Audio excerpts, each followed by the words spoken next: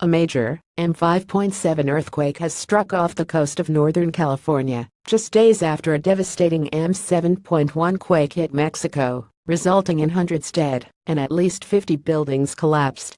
While the quake was luckily too far offshore to cause any damage, the Sacramento Bee writes that after Tuesday's devastating earthquake in Mexico and the following smaller quakes that shook parts of California, the West Coast is bracing for the worst.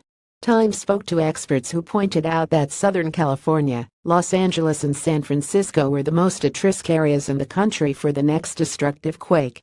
It's been 160 years since the magnitude 7.9 earthquake near the San Andreas Fault, meaning a lot of pressure has built up over the years.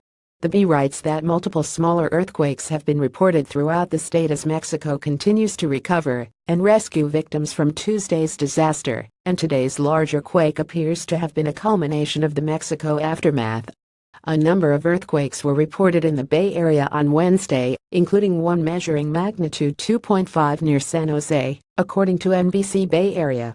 On the Central Coast, a magnitude 3.2 quake hit San Juan Bautista on Wednesday morning, and a magnitude 2.8 earthquake rumbled between Gilroy and Morgan Hill about 10 a.m. Thursday, television station KSBW8 reported.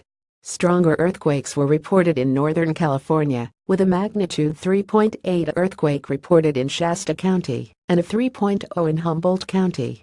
Still, John Bellini, a geophysicist with the U.S. Geological Survey, told SFGate the smaller quakes don't necessarily mean the big one is in the near future.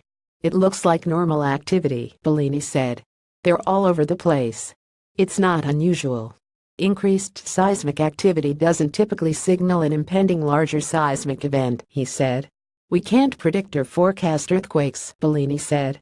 Sometimes before a large earthquake you'll have a foreshock or two. But we don't know their foreshocks until the big one happens.